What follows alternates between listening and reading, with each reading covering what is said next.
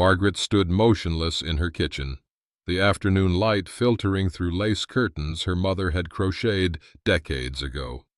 The letter trembled in her hands. Hospital confirmation for tomorrow's kidney surgery.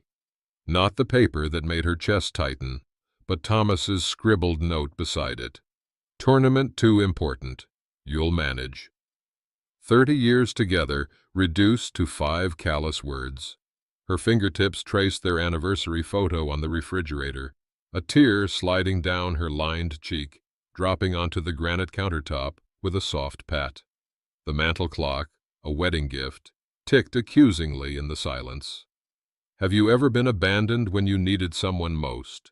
Share your story below, like if this strikes a chord. Follow to see how Margaret reclaims her dignity after betrayal. As she sank into a kitchen chair, memories of shared meals at this table twisted into a knot of betrayal in her stomach. The coffee she'd made for two grew cold, untouched. Margaret's hand trembled as she sorted through the day's mail in her sun-dappled kitchen.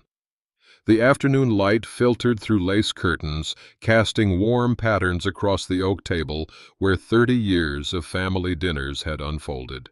Her fingertips paused on a thick envelope from Memorial Hospital, final instructions for tomorrow's kidney surgery. A folded note slipped out, Thomas's hurried scrawl instantly recognizable.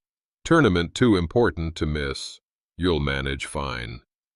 5 words. 5 callous words. The clock on the mantel, their wedding gift, ticked loudly in the sudden silence. Margaret's breath caught as memories surged. Thomas holding her hand through her mother's funeral. Thomas laughing as they planted the garden. Thomas promising, in sickness and health, beneath the elm that no longer stood. Not you, she whispered, voice cracking. Her chest tightened as the first tear fell, darkening the hospital letterhead. Not after all these years. She clutched the edge of the table, her knees suddenly weak. The surgery wasn't simple. Dr. Kim had been clear about the risks. They'd discussed recovery plans for weeks. Thomas had nodded along, asking about recovery time while checking golf scores on his phone. Margaret sank into the kitchen chair, her mother's handkerchief pressed to her lips to muffle a sob.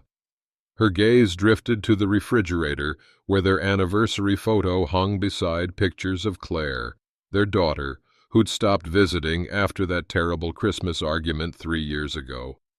Tears blurred her vision, but as she wiped them away, something caught her professional eye, the kind of detail she'd never missed during her decades as a hospital administrator. The hospital letterhead looked slightly off. She squinted, holding the paper to the light. The phone number differed from the one she'd been calling for appointments. Margaret straightened, her breathing steadying as suspicion sparked. She reached for her reading glasses, examining Thomas's note more carefully. The paper was from his golf club stationery, not the notepad he kept by the phone. Why would he use that, unless... The doorbell chimed, interrupting her thoughts. Margaret froze, handkerchief still damp in her hand.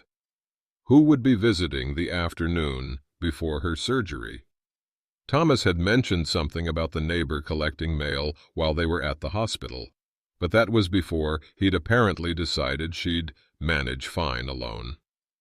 She rose slowly, the floor creaking beneath her slippers.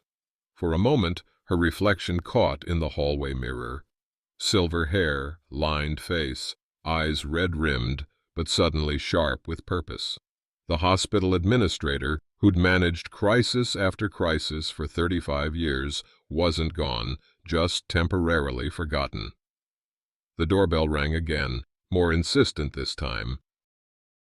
Margaret's steps faltered as she approached the front door. She tucked the note into her cardigan pocket and smoothed her hair, a lifetime habit, before facing the world. The peephole revealed a familiar yet unexpected face. Claire, her estranged daughter, shifting nervously on the porch. "Claire?" Margaret's voice caught as she opened the door. The afternoon sun highlighted her daughter's features, Thomas's determined chin, but Margaret's observant eyes. "Mom." Claire clutched a small overnight bag. "I got your message about the surgery." Her gaze drifted past Margaret, scanning the entryway. "Where's Dad?" A fresh wave of hurt washed over Margaret. "He's not here." The words came out steadier than she felt. "Golf tournament." Claire's brow furrowed. "The day before your surgery. That doesn't sound like him." She stepped inside, the scent of hospital antiseptic clinging faintly to her clothes. Nurse's work, Margaret remembered. 3 years of silence hadn't erased her knowledge of her daughter's life. "Apparently it is like him." Margaret closed the door, buying a moment to compose herself. "Coffee's fresh if you'd like some." Back in the kitchen, Margaret watched her daughter move with clinical efficiency, setting down her bag, washing her hands at the sink. Just like Thomas, Claire had always been a doer rather than a talker. Unlike Thomas, Claire had shown up. "I tried calling Dad when I got your message," Claire said, accepting the mug Margaret offered. "Went straight to voicemail." "You didn't have to come." Margaret's hands trembled slightly as she eased into her chair. "I know things haven't been. You're having surgery, Mom." Claire sat across from her, in Thomas's usual spot. "Of course I came." The simple declaration broke something loose in Margaret's chest. A tear slipped down her cheek before she could stop it. "Thank you." Claire looked away, uncomfortable with the emotion. Her gaze fell on the hospital papers scattered across the table. With professional interest, she picked up the top sheet. "Mom, where did you get this?" Her nurse's eyes narrowed. "It came today. Final instructions." Margaret watched her daughter's face carefully. Claire shook her head slowly. "This isn't from Memorial. The letterhead's similar, but it's wrong." She pulled out her phone, scrolling quickly. "See? Different logo, different phone number." Margaret's suspicion crystallized into certainty. "I noticed that too." "And Dad's note?" Claire asked. Margaret handed it over wordlessly. As Claire read, her expression hardened in a way that reminded Margaret painfully of Thomas when he'd made up his mind about something. "He's been acting strange for weeks," Margaret admitted. "Distant, checking his phone constantly. I thought he was just worried about the surgery." Claire's mouth tightened. "Did you check your joint accounts recently?" The question hit Margaret like a physical blow. In 30 years of marriage, she'd never once worried about their finances. Thomas handled investments, she managed the household budget. Perfect teamwork, they'd always said. "Why would I need to?" Margaret began, then stopped as the implications sank in. "You don't think—" The house phone rang, interrupting her. The caller ID showed Thomas's cell number. Margaret and Claire exchanged a look loaded with 30 years of family history. "Let me answer it," Claire said, reaching for the phone. Margaret placed her hand over her daughter's. "No, I need to hear what he has to say." She squared her shoulders, the hospital administrator resurfacing. "And I need to decide what happens next." The phone felt unnaturally heavy in Margaret's hand. She pressed speaker so Claire could hear, then answered with a steadiness that surprised her. "Hello, Thomas?" "Margaret." His voice sounded distant, traffic noise in the background. "Just checking in before the tournament. How are you feeling about tomorrow?" Margaret's eyes met Claire's across the table. Her daughter's expression hardened, but Margaret gave a small shake of her head. "Not yet." "Nervous?" Margaret answered truthfully. "Dr. Kim went through the risks again yesterday." "You'll be fine." The dismissive tone was painfully familiar now. "Listen, I meant to tell you, I might stay an extra day if Jenkins invites me to the club dinner. Networking opportunity.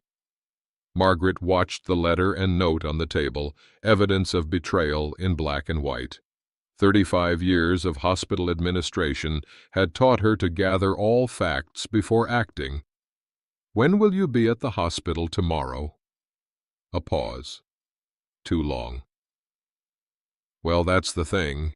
The tea time is early, and with the drive back, I might not make it until evening. But you won't be awake much anyway, right? Claire's knuckles whitened around her coffee mug. Margaret placed a calming hand on her arm. I see, Margaret said, each word measured. And which hospital should the nurses call if there's an emergency during surgery? Another pause. Memorial, of course. Where else? That's what I thought. Margaret touched the falsified hospital letterhead. Thomas, is there something you want to tell me? About the tournament, perhaps? Or our bank accounts? The traffic noise suddenly disappeared, as if he'd moved somewhere quieter. When he spoke again, his voice had changed, harder. What have you been doing, Margaret? Finding things that don't add up. The administrator in her took control, the woman who'd managed hospital crises for decades, who'd made life-or-death decisions daily. Claire is here, by the way. Claire? Genuine surprise there. Why would she? Because someone should be with Mom before major surgery, Claire cut in, unable to remain silent any longer. And we've been comparing notes. Now listen, Thomas began. Margaret interrupted him, 30 years of trust crumbling with each word. I don't think I will listen, Thomas. Not anymore. I think I'll be checking our accounts instead, and calling Memorial Hospital to confirm my actual surgical schedule. She could almost see him calculating, adjusting. Thomas had always been quick on his feet, charming his way through difficult situations. Margaret, you're stressed about the surgery. Let's talk when I get back and— No. The word came out firm, decisive. I don't think we'll be talking then. I think you'll be explaining yourself to our lawyer instead. She ended the call before he could respond, her hand steady now. The kitchen fell silent except for the ticking clock. Margaret stared at the phone, then at the false hospital letter, the pieces falling into place with terrible clarity. He's been planning something, she said finally. This fake hospital letter with the wrong date. He wanted me confused about the surgery timing. And that note. She tapped Thomas's message. Insurance, perhaps. Proof he told me he was going away, if anyone asked later. Claire nodded slowly. Mom, we need to check your accounts, now. Margaret rose, moving to the small desk in the corner where she kept household records. Her hands were steady as she logged into their online banking portal. Thomas had insisted she have access, just in case, though she rarely checked it. The screen loaded. Margaret stared at the numbers, disbelief washing over her. He's been moving money, she whispered. Small amounts at first, then larger transfers to an account I don't recognize. She scrolled through transaction after transaction. For months, Claire leaned over her shoulder, professional assessment in her gaze. Classic pattern. Start small to test if you'll notice, then escalate. Margaret closed her eyes briefly, decades of memories flashing through her mind. The beautiful house they'd restored together, retirement plans for travel, grandchildren they'd hope for someday, perhaps if Claire ever— Her eyes snapped open. There was no time for regrets or might-have-beens. Tomorrow she faced surgery, and apparently a fight for her financial survival as well. Claire, she said, turning to her daughter with new resolve, I need to make some calls, and then I think we should pack a few of Thomas's things. Claire's eyebrows rose. Pack them? Margaret nodded, a plan already forming. The administrator, who'd managed crisis after crisis, hadn't disappeared with retirement. She'd simply been waiting. "Yes," she said, reaching for the phone again. "By the time he returns from his tournament, Thomas will find the locks changed and divorce papers waiting." Outside, thunder rumbled in the distance, a spring storm approaching. Margaret felt an unexpected calm settle over her. The worst had happened. Thomas had betrayed her, and somehow she was still standing. The morning of her surgery dawned with pale light filtering through unfamiliar blinds. Margaret blinked awake in Claire's guest room, momentarily disoriented before yesterday's revelations came flooding back. Thomas's betrayal, the falsified hospital letter, the drained accounts. "Mom?" Claire appeared in the doorway, already dressed in scrubs. "It's 5:30. We should leave by 6 to get you checked in."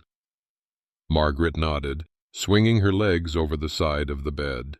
Her body felt heavy, but her mind was surprisingly clear. "I'm ready." Claire hesitated. "Dad called again last night, after you went to bed." Margaret paused in reaching for her robe. "What did he say?" "That you're overreacting. That there's a perfectly reasonable explanation for everything." Claire's expression hardened. "He tried to convince me you've been confused lately. Said the doctor mentioned possible early dementia during your last checkup." A cold wave washed through Margaret. "He's setting the stage," she murmured, "creating a narrative. I know manipulation when I see it, Mom." Claire leaned against the doorframe. 3 years of silence, and suddenly he's concerned about your cognitive state. The day after you question him about missing money? Margaret stood, drawing herself up with dignity. The hospital administrator, who'd navigated thousands of crises, hadn't disappeared. She'd simply been dormant. "Let's focus on the surgery first. We'll deal with Thomas afterward." Memorial Hospital's pre-op area hummed with quiet efficiency. Margaret changed into a hospital gown, her belongings stored in a plastic bag that Claire tucked into a locker. As a nurse started her IV, Margaret found herself scanning for familiar faces from her administrative days. "Margaret Wilson?" A familiar voice drew her attention. Dr. Sarah Kim approached the bed, chart in hand. "How are you feeling this morning?" "Better than expected," Margaret replied honestly. Dr. Kim glanced at Claire, then back to Margaret. "I see your daughter is with you today. Not your husband?" "He had a prior commitment," Margaret said evenly. Claire's expression remained carefully neutral. Dr. Kim hesitated, then nodded. "Well, we've been through the procedure. Any last questions before the anesthesiologist comes in?" "Just one," Margaret said. "Yesterday, I received what appeared to be hospital paperwork with tomorrow's date for the surgery. A forgery, as it turns out." Dr. Kim's professional composure slipped momentarily. "A forgery? Margaret, that's deeply concerning." "Yes," Margaret agreed calmly. "My husband appears to have been planning something around my surgery. I've already called my bank and lawyer." The doctor's gaze sharpened. In her years as an administrator, Margaret had worked with Kim on several difficult cases. They shared a mutual respect. "Is there anything I can do?" Margaret considered. "Actually, yes. Could you document in my medical record that I was cognitively sound during this conversation? And perhaps note that I've made Claire my medical proxy, effective immediately?" Understanding dawned in Dr. Kim's eyes. She nodded briskly. "Of course. I'll have the forms brought in right away." After the doctor left, Claire sat beside the bed, her expression troubled. "Do you think Dad would really try to use your surgery to take control of your finances?" Margaret reached for her daughter's hand. "I don't know who your father is anymore, Claire, but I know who I am. And I won't be outmaneuvered." The next thing Margaret remembered was waking in recovery, the world hazy and distant through a veil of anesthesia. Claire's face swam into view, concern etched in her features. "Surgery went well," Claire said, noticing her mother's consciousness. "They got the entire tumor, no complications." Margaret tried to speak, but her throat felt raw from the breathing tube. Claire offered a small ice chip instead. "Dad's been calling the nurses' station," Claire continued quietly. "I haven't spoken to him, but I checked your phone. 17 missed calls and multiple texts asking where you are." Margaret closed her eyes briefly. So Thomas had returned from his tournament to find the locks changed and no wife at home. The bank accounts frozen, the note from her lawyer on the door. "He doesn't know which hospital you're in," Claire added. The fake letterhead had a different hospital name. "He's been calling around the city." A nurse approached, checking Margaret's vital signs. "How's our patient doing? Pain level on a scale of 1 to 10? 4, Margaret whispered, her administrator's instinct to appear strong still intact. The nurse nodded, adjusting something in her IV. "Your daughter hasn't left your side since you came out of surgery. You're lucky to have her." As the nurse moved away, Margaret found Claire's hand again. "Thank you," she managed. Claire's eyes glistened unexpectedly. "I should have been there sooner, not just today." The weight of their 3-year estrangement hung between them. The argument about Claire's career choices, the harsh words exchanged over Christmas dinner, Thomas taking sides, driving the wedge deeper. "We're here now," Margaret whispered. Claire nodded, squeezing her hand. "Mom, there's something else. I've been looking into Dad's recent activities." She glanced around, ensuring their privacy. "He wasn't at a golf tournament. He was with a woman named Melissa Grant. They've been seen together regularly for months." Despite everything, the confirmation of infidelity struck Margaret like a physical blow. 30 years of marriage, the vows they'd made beneath the elm tree in her parents' yard, all discarded for, what? A younger woman? Money? Freedom from caring for an aging wife? Margaret felt tears forming, but blinked them away. The clinical surroundings reminded her of her professional strength. As hospital administrator, she'd handled countless crises with clear-headed determination. This was just another crisis. "There's more," Claire continued hesitantly. "I found emails on his tablet. He left it charging at home in his hurry to leave. They've been planning to access your retirement accounts." The surgery was their opportunity. The pieces clicked into terrible clarity. The fake hospital paperwork to confuse her about dates. The sudden tournament to establish his absence. Perhaps even plans to claim she was confused post-anesthesia, unable to make financial decisions. "Dr. Kim documented your competency," Claire said, as if reading her thoughts. "And I've already spoken to the hospital's patient advocate. They're putting additional security measures on your records." Margaret felt an unexpected surge of pride in her daughter, the determined, capable nurse who'd stepped in without hesitation. Perhaps Thomas's betrayal had created space for healing elsewhere. A soft knock interrupted them. Dr. Kim entered, still in surgical scrubs. "The pathology is preliminary, but it looks good," she said. "Clean margins. We got it all." "Thank you," Margaret said, her voice stronger now. Dr. Kim's expression turned serious. "Margaret, security called up. Your husband is downstairs, demanding to see you.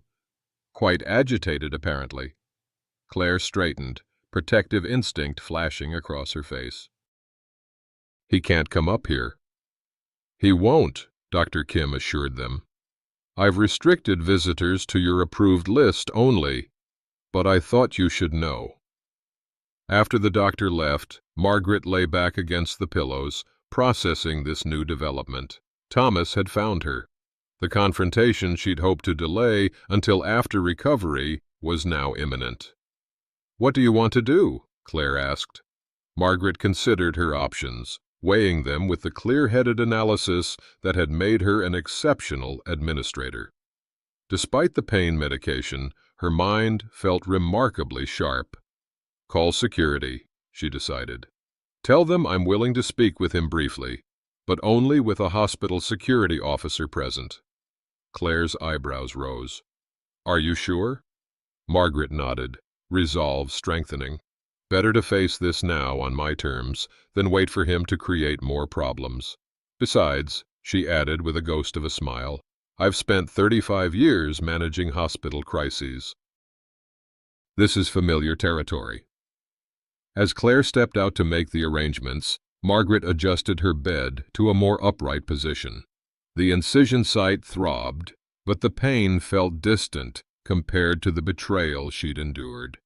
She smoothed her hair, straightened her hospital gown, and prepared herself for battle. Thomas might have underestimated her, but that was his mistake. Margaret Wilson had spent a lifetime being underestimated. As a female administrator in a male-dominated field, as a working mother, as an aging woman. Each time she'd proven her strength. This time would be no different. Thomas looked smaller somehow, standing awkwardly at the foot of Margaret's hospital bed.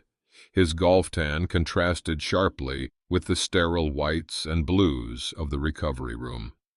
A security officer stood quietly by the door, arms crossed, while Claire positioned herself like a sentinel at Margaret's side. "Maggie," Thomas began, using the nickname she'd always disliked. "What's going on?" "I come home from the tournament and find the locks changed. Some lawyer's note." "Don't!" Margaret's voice was soft, but carried the authority that had once silenced boardrooms. "Don't pretend, Thomas. Not anymore." He shifted, glancing nervously at the security officer before adopting a concerned expression. "Honey, you're not thinking clearly. The doctors warned me the medication before surgery might—" "Stop." Margaret held up her hand, the IV tube trailing from her wrist. "I was perfectly clear yesterday when I found the fake hospital letter, and when I discovered the money transfers from our accounts." Thomas's face changed, calculation replacing concern. "Those transfers were investments. I was going to surprise you." Claire made a small sound of disgust. Margaret silenced her with a gentle touch. "And Melissa Grant?" Margaret asked quietly. "Was she an investment too?" The name landed like a physical blow. Thomas's practiced composure slipped, showing genuine shock. "How did you know about your girlfriend?" Margaret finished for him. "Your tablet, Thomas. You left it charging at home." His eyes darted to Claire, putting the pieces together. "You had no right to go through my personal, like you had no right to drain our retirement accounts?" Claire shot back. Thomas's jaw tightened. "This is between your mother and me." "Not anymore," Margaret said calmly. "Not when you tried to use my surgery as an opportunity to take financial control. Not when you created fake hospital documents to confuse me about dates." "Maggie, be reasonable." "It's Margaret," she corrected, her dignity intact despite the hospital gown and IV lines. "And I'm being perfectly reasonable. The bank has frozen our joint accounts, pending investigation. My lawyer has filed for emergency financial protection, and Dr. Kim has documented my complete cognitive competence." Thomas's facade crumbled, replaced by something harder, colder. The charming husband disappeared, revealing a stranger Margaret barely recognized. "You think you've got it all figured out," he said, voice low. "But who's going to take care of you during recovery? Where will you even stay? You're 65 years old with no income of your own." The words were meant to wound, to remind her of vulnerability. Instead, they strengthened Margaret's resolve. "I'll be staying with me," Claire said, stepping forward. And Mom has plenty of income. The pension you conveniently forgot about when calculating your exit strategy. Thomas's gaze flicked between them, reassessing. So you two have reconciled. How convenient. No, Thomas, Margaret said evenly. What's convenient was having a wife scheduled for surgery while you cleared out accounts. What's convenient was planning to claim I was mentally incompetent while you filed for control of our assets. The security officer shifted slightly, a subtle reminder of his presence. Thomas noticed, his expression darkening. You've always been dramatic, Margaret, making mountains out of molehills. I was protecting our investments, that's all. By sleeping with a real estate agent 20 years your junior? Claire asked bluntly. Thomas flushed. My personal life is none of your— It became my business, Margaret interrupted, when you used our marriage as a cover while plotting financial fraud. She took a deep breath, managing the pain that flared with the movement. 30 years, Thomas. We built a life together, and you were willing to discard it all, to leave me financially vulnerable during a health crisis. For a moment, something like shame flickered across his face. Then it hardened into defensiveness. You never appreciated what I sacrificed for that life. Working jobs I hated, playing the devoted husband while you built your precious career. Margaret absorbed the bitterness in his words, recognizing it had been there all along, hidden beneath charm and companionship. How had she missed it? Had retirement stripped away their carefully maintained facades, revealing the strangers beneath? I'm tired, she said finally. The surgery was successful, but I need to rest. Claire will be in touch with you through my lawyer. Margaret, please leave, she said quietly. If you ever cared for me at all, give me this dignity at least. Has betrayal left you wounded when you needed support most? Share your story below, like if this pain feels familiar, follow to see how Margaret finds her strength when everything seems lost. Thomas hesitated, calculations visible behind his eyes. The security officer straightened, a silent message. Finally, Thomas nodded curtly. This isn't over, he said, but the threat sounded hollow. Yes, Margaret replied with quiet certainty. It is. After Thomas left, Claire sank into the chair beside the bed. Are you okay? Margaret closed her eyes briefly, feeling the weight of loss and betrayal pressing against her chest more painfully than the surgical incision. 30 years of shared history, tainted now by deception. The future she'd planned, suddenly a blank page. No, she admitted softly, but I will be. The medication pulled her toward sleep, but Margaret fought it briefly, reaching for Claire's hand. Thank you for being here. Claire's fingers tightened around hers. I should have been here sooner, those 3 years we lost.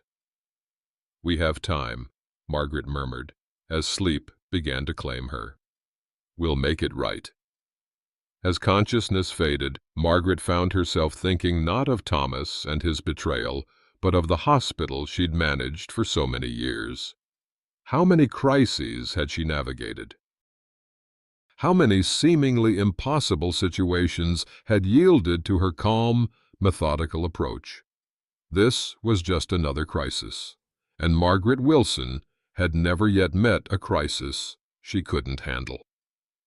3 weeks after surgery, Margaret sat in Eleanor Simmons's sunroom, afternoon light warming the space despite the early spring chill outside. Eleanor, her neighbor for 20 years and friend for even longer, poured tea into delicate cups that had belonged to her grandmother. He's been driving past the house again, Eleanor reported, settling into her wicker chair, slowing down, but not stopping. Margaret nodded, unsurprised. Since her discharge from the hospital, Thomas had maintained a strange orbit around their former life, close enough to observe, but careful not to violate the temporary restraining order her lawyer had secured after his confrontational hospital visit. "The bank investigator called yesterday," Margaret said, accepting the tea. "They've traced most of the transfers. Thomas and Melissa were planning to buy property in Arizona." Eleanor's eyebrows rose. Retirement dreams without the retired wife? Apparently. Margaret's tone was matter-of-fact, the initial shock of betrayal having settled into something more manageable, a dull ache rather than a sharp wound. "They've frozen the accounts he opened in his name, only my lawyer thinks we can recover most of the funds." "And how are you feeling? The incision healing properly?" Margaret touched her side automatically. "Much better. Claire checks it daily, probably more often than necessary, but I don't mind." Eleanor smiled. "She's making up for lost time. Speaking of which, what's this I hear about a gathering at the senior center tomorrow? Sounds like Margaret Wilson is rejoining the land of the living." The observation was gentle but direct, typical of Eleanor's straightforward manner. Margaret had been quietly withdrawing from social activities in recent years, she realized. A gradual retreat she'd barely noticed. Had Thomas encouraged that isolation, preparing the ground for his eventual betrayal? "Robert Jenkins is organizing it," Margaret explained. "A welcome-back gathering, he called it, though I suspect it's also a show of community support. Word about Thomas has gotten around." Eleanor snorted. "Small wonder. Melissa Grant isn't exactly discreet. They've been seen together all over town for months." The casual revelation stung less than Margaret expected. Were they that obvious? How did I miss it? Eleanor reached across to pat her hand. "Because you trusted him, dear, as you should have been able to do after 30 years of marriage." Margaret sipped her tea, considering. "Claire thinks I was too absorbed in hospital administration all those years.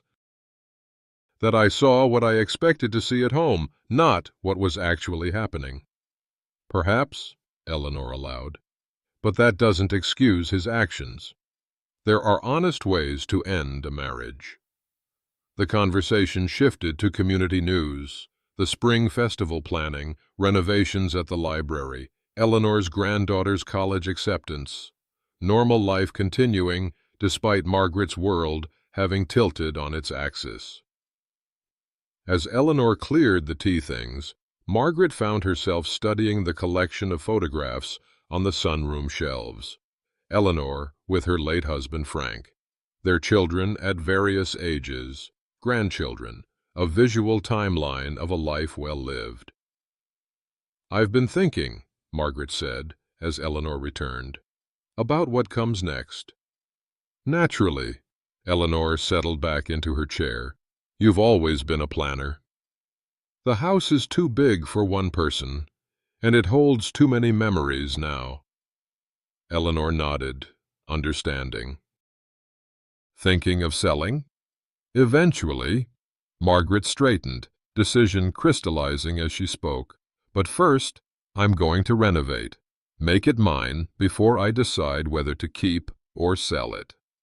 A slow smile spread across Eleanor's face. "Starting with Thomas's precious den, I hope?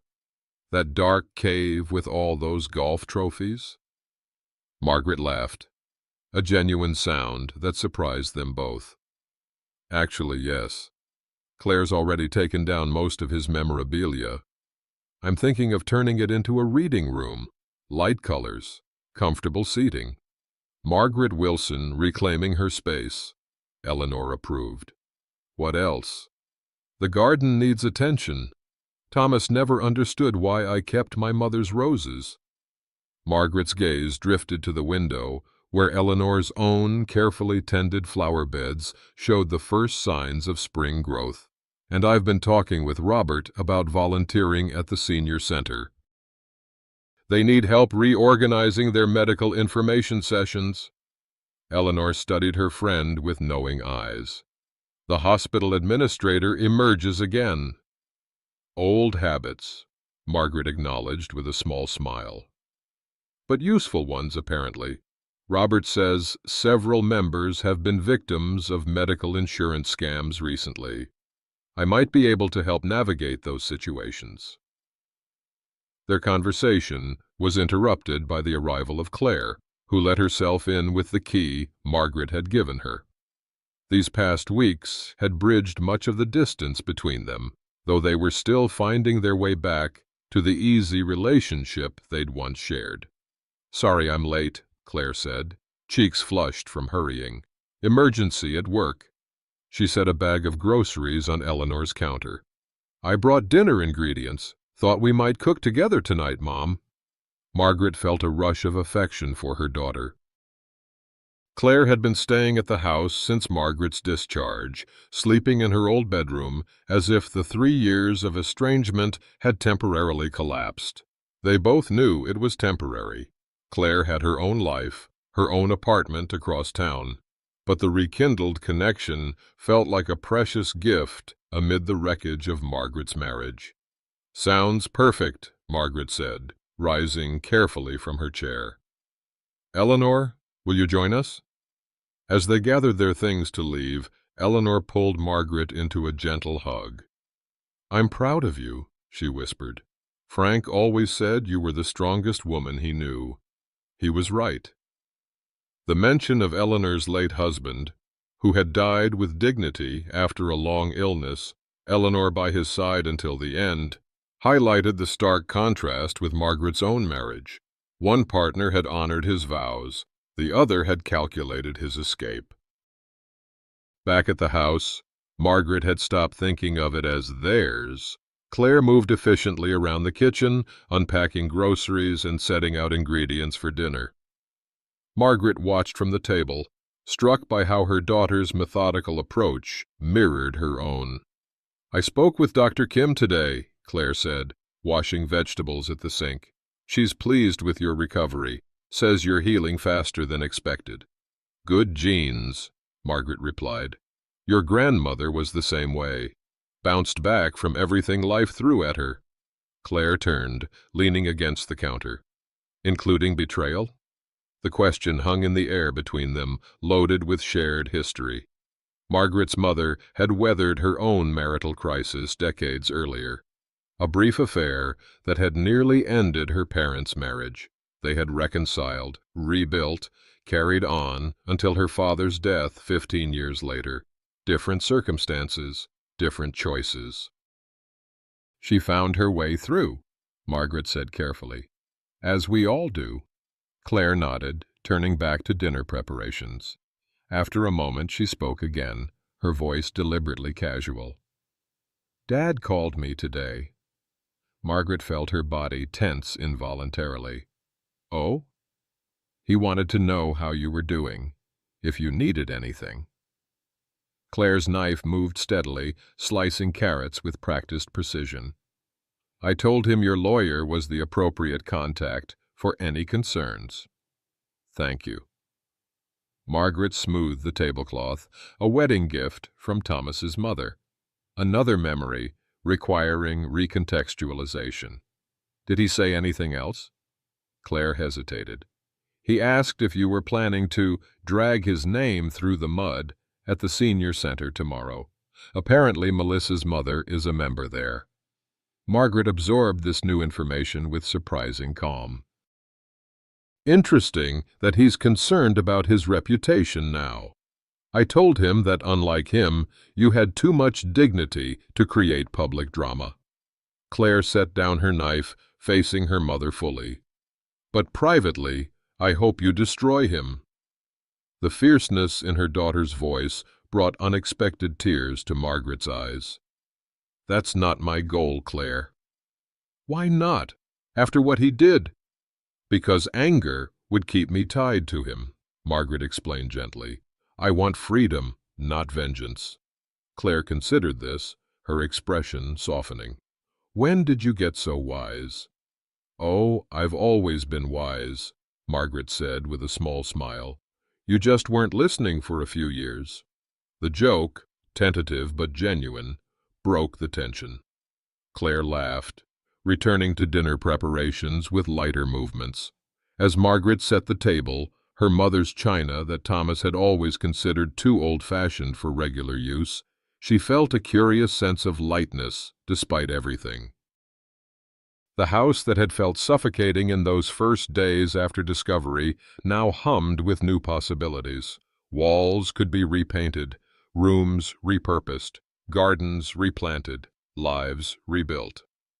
"Claire," she said, an idea taking shape, "what would you think about moving the home office upstairs? I was thinking of converting it to a guest room, for when you visit." Claire looked up, surprise and pleasure crossing her face.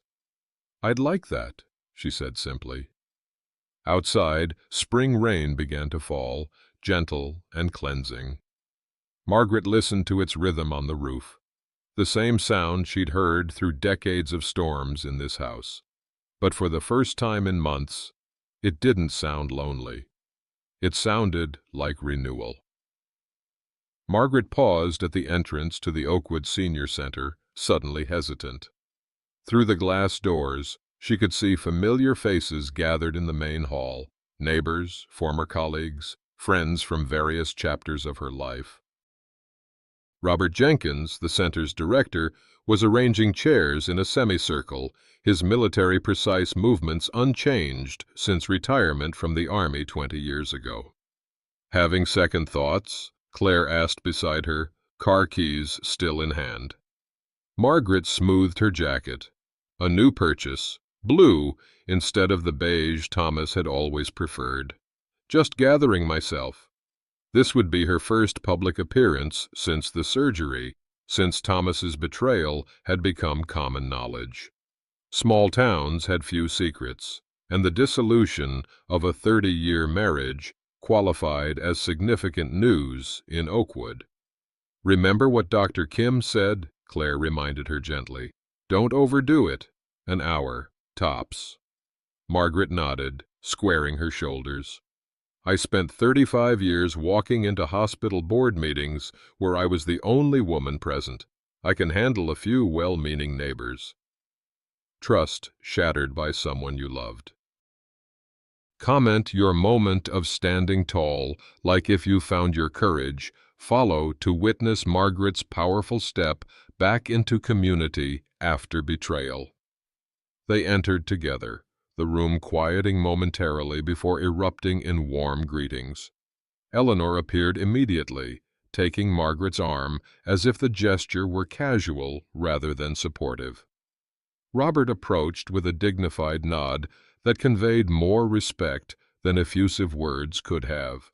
"Margaret, you're looking well." His handshake was firm, reliable. "We've set up refreshments in the library if you'd prefer somewhere quieter." "Thank you, Robert, but I'm fine right here."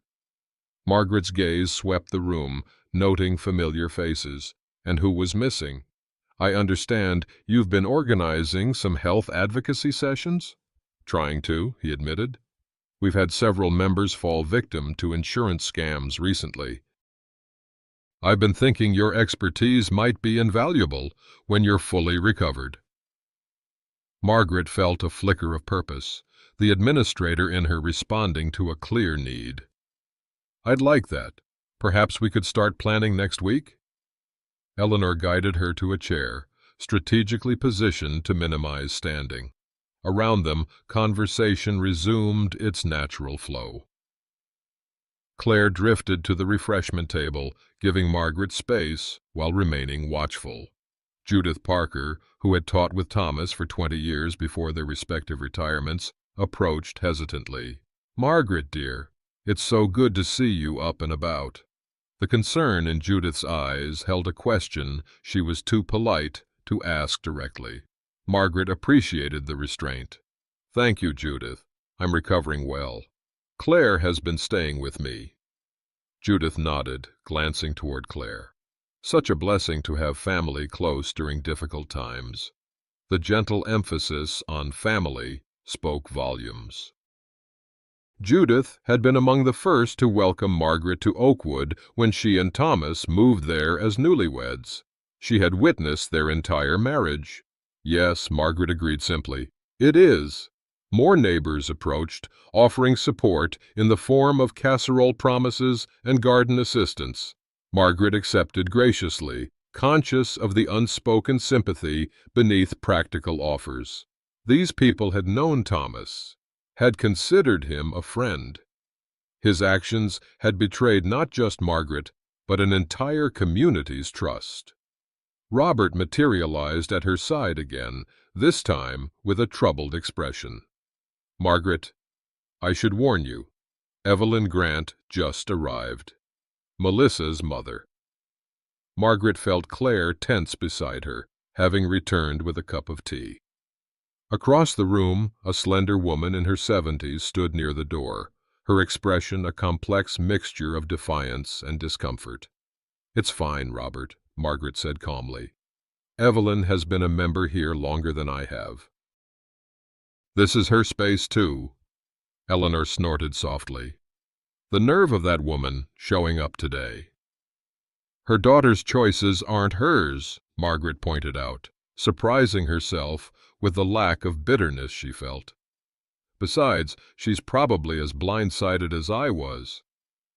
Claire's eyebrows rose slightly at her mother's composure. Margaret smiled faintly, patting her daughter's hand. The hospital administrator, who had mediated countless conflicts between doctors, nurses, and administrators, had not disappeared.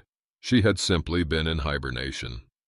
As the gathering continued, Margaret found herself drawn into conversations about the community garden project, the upcoming local election, the library renovation fund, normal life continuing despite personal upheaval.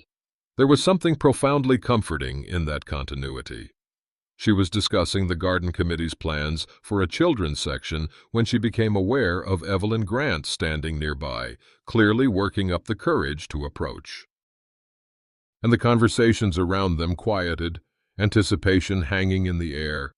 Margaret made it easier for her. "Hello, Evelyn." Evelyn looked startled at the direct acknowledgement. "Margaret, you're looking well." "Thank you." Margaret kept her voice even, neutral. "How are you?" The simple courtesy seemed to throw Evelyn off balance. She had clearly expected hostility. I'm managing. I wanted to say," she faltered, glancing around at the watchful audience, "this situation isn't what I would have wanted for anyone." Margaret nodded, recognizing the closest thing to an apology the proud woman could offer in public. None of us anticipated where we would find ourselves at this stage of life. Something passed between them, a recognition of shared vulnerability despite their circumstances. Both women in their 60s, navigating unexpected terrain, forced to remake their understanding of family. "No," Evelyn agreed quietly. "We didn't." After a moment's hesitation, she retreated, leaving Margaret at the center of impressed murmurs. Eleanor squeezed her arm in silent approval. "Mom," Claire said softly, "that was incredibly gracious." Margaret sipped her tea, surprising herself with her own equanimity. "Anger takes too much energy, Claire. Energy I need for healing." The gathering continued for another half hour before Margaret began feeling the fatigue Dr. Kim had warned about. Claire noticed immediately, another benefit of having a nurse for a daughter, and smoothly initiated their departure, fielding well wishes and follow-up invitations. In the car, Margaret leaned back against the headrest, physically tired but mentally invigorated. "That went better than I expected." Claire navigated through Oakwood's quiet streets toward home. "You were amazing. I don't think I could have been so composed if I were in your position." "Practice," Margaret said. "Years of hospital crises teach you to separate personal feelings from necessary actions." They drove in comfortable silence for a few minutes before Claire spoke again. "Robert seemed quite taken with your ideas for the health advocacy program." Margaret smiled, recognizing her daughter's observation for what it was. an acknowledgement of Margaret's continuing value beyond her marriage. He's a good administrator, recognizes expertise when he sees it. As they turned onto their street, Margaret caught sight of a familiar car parked several houses down. Thomas, watching from a distance. Claire noticed too, her hands tightening on the steering wheel. Want me to confront him? Tell him to stop this surveillance nonsense? Margaret shook her head. No need. My lawyer is filing the final divorce papers tomorrow. The financial settlement is nearly complete. She gazed at the distant figure in the car, feeling an odd detachment. He's looking at the past. I'm focused on the future. They pulled into the driveway of the house. Her house now, Margaret reminded herself. The garden was showing signs of renewal, spring bulbs pushing through soil. Margaret had recently turned.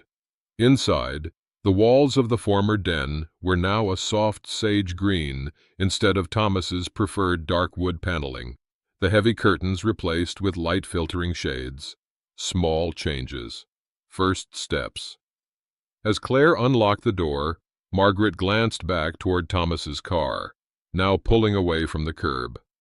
30 years of shared history driving into the distance. The pain was still there, but increasingly it was accompanied by something else, a growing certainty that what lay ahead might be better than what was left behind.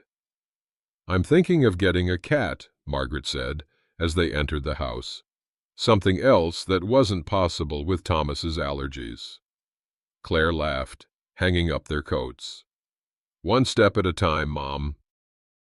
Maybe finish the renovations first? Margaret smiled, moving toward the kitchen to start dinner.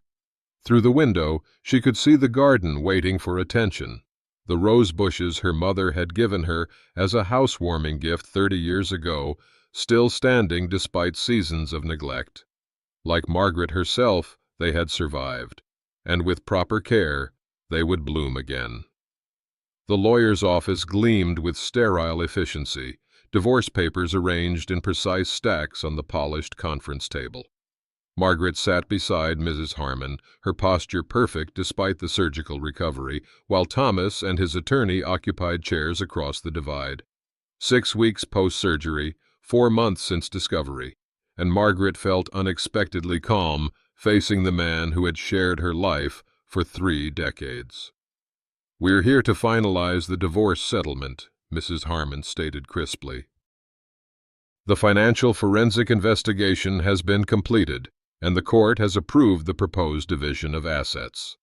Margaret listened as the lawyer detailed what they already knew. Thomas's attempt to hide assets had been documented and reversed. The house remained hers. Her pension stayed untouched. The joint savings Thomas had attempted to transfer had been returned to her control.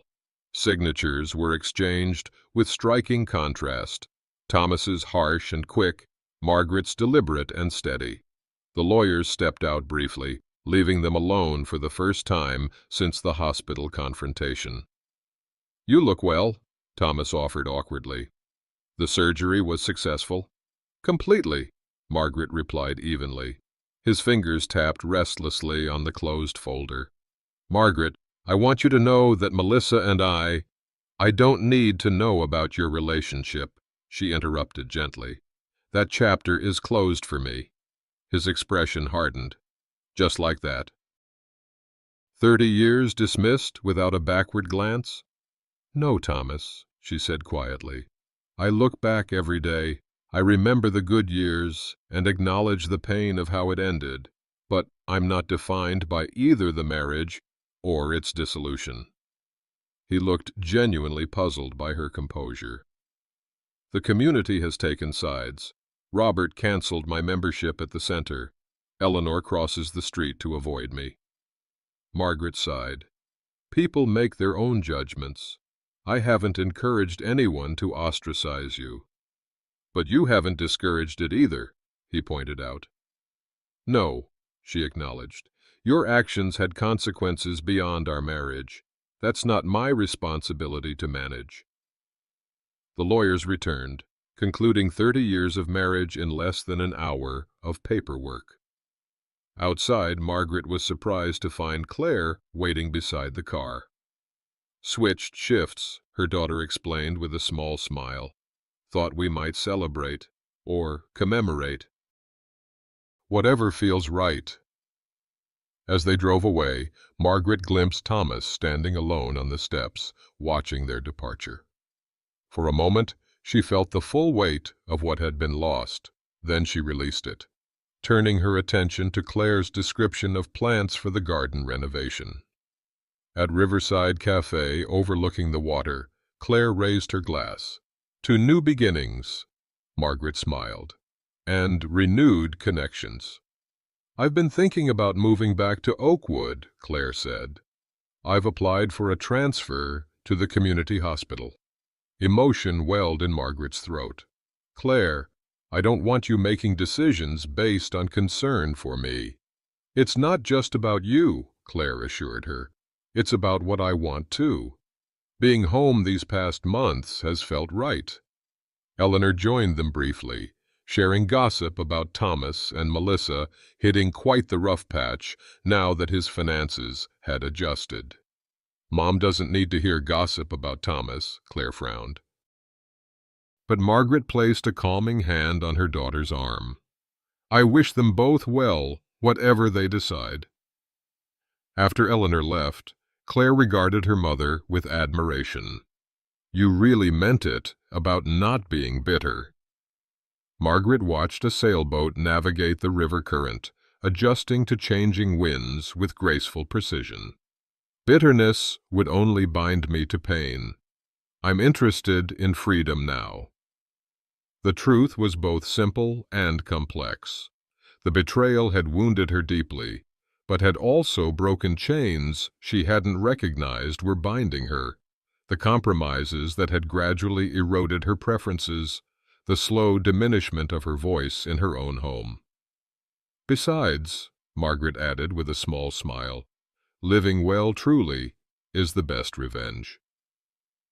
1 year after surgery, Margaret stood in her garden, pruning shears in hand, surveying the transformation around her. The overgrown hedges Thomas had neglected were now neatly trimmed. Her mother's heritage roses bloomed vibrantly against the newly painted white fence.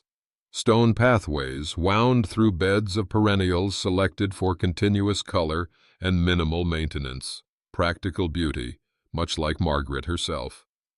"The seniors' bus will be here in 20 minutes, Claire called from the porch, checking her watch. "Need help finishing up?"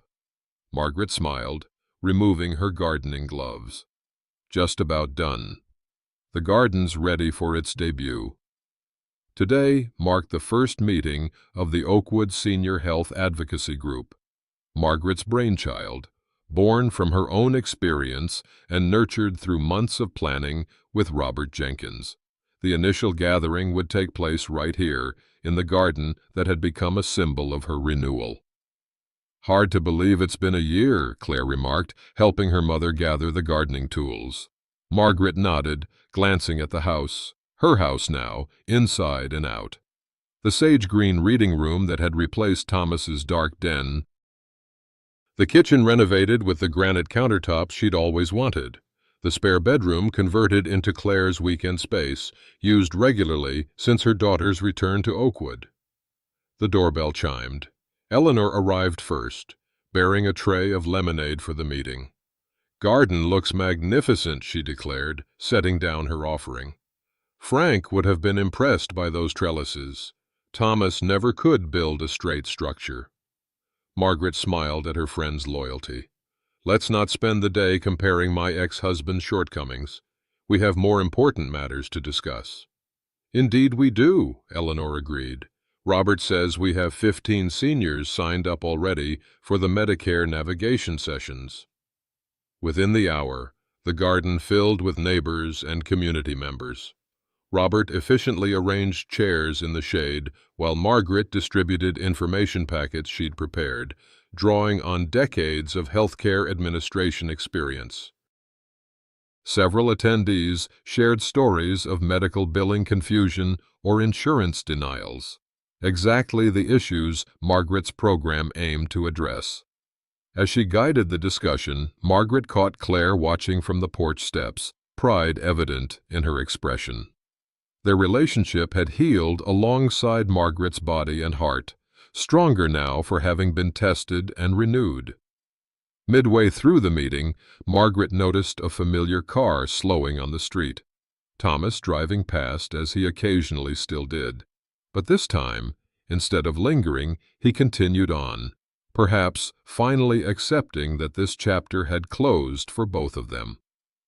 Margaret had heard through Oakwood's efficient grapevine that Melissa had ended their relationship shortly after the financial settlement. Thomas had eventually sold his condo, moving to a neighboring town where his past wasn't common knowledge. She wished him peace, sincerely, if distantly. When the meeting concluded, Eleanor and Robert stayed behind, helping clear chairs and glasses. "This was a triumph," Robert declared. "The Community Health Center director wants to partner with us. Says your program could be a model for other towns." Margaret nodded, satisfaction warming her. "I'll draft a proposal next week."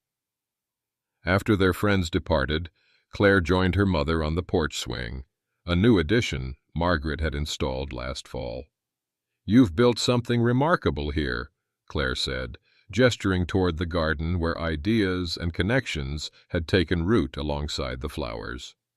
"Not just the advocacy program, everything." Margaret squeezed her daughter's hand. "We build what we can from what we're given." As twilight settled over the garden, Margaret rocked gently on the swing. 1 year ago, she had faced surgery, betrayal, and an unknown future. Today, she sat surrounded by beauty she had created, purpose she had discovered, and relationships she had nurtured. Thomas had broken their marriage, but in doing so, he had inadvertently freed Margaret to become fully herself, stronger, more authentic, and ultimately more content than she had been in years. Sometimes, she reflected, the greatest renewal comes after the deepest hurt. Her garden proved it. Her life confirmed it. When trust shatters, it sounds like glass breaking in an empty house. You know that sound, don't you? That moment when a letter, a text, a careless word reveals the betrayal you never saw coming. Margaret stood in her kitchen, surgical papers in hand, reading the callous note from a husband of 30 years, and perhaps you nodded in recognition. We've all had our hearts broken by those we trusted most. There's something particular about betrayal in our later years that cuts deeper than youthful heartbreak. The stakes feel higher when you've built decades together. When the garden you've tended holds 30 years of memories. When the kitchen table has hosted countless family dinners. When retirement plans suddenly evaporate like morning dew. The tears taste saltier somehow, weighted with all those shared yesterdays and the tomorrows you'd counted on. You've been there, haven't you, folks? Standing in your own kitchen or sitting in a quiet den, wondering how to rebuild when the foundation cracks beneath you. The fear whispers, "Is it too late to start over?" The doubt creeps in. Who am I without this relationship? The world feels suddenly too large and too small all at once. Margaret felt it too, that disorienting vertigo of identity, when 3 decades of we suddenly becomes I. But here's what Margaret discovered, and what you might recognize too. The wisdom earned through years doesn't abandon us in crisis. It sustains us. The skills honed over decades don't disappear with betrayal. They become our tools for rebuilding. Margaret's professional expertise as a hospital administrator became her compass. Your life experience is no different. A well of strength deeper than any heartbreak can reach. The porch swing, where Margaret eventually found peace, might look different for you. Perhaps it's a garden bench, a favorite chair, the seat of a car, driving toward a new horizon. But that moment of quiet clarity, when the tears finally dry and you recognize your own reflection again, that belongs to all of us who have weathered storms and found ourselves still standing. The heart, like an old house, can be renovated. Rooms that held pain can be reimagined. Gardens that withered can bloom again. And the person who emerges, a little more weathered perhaps, but infinitely more authentic, is worth every tear shed along the way.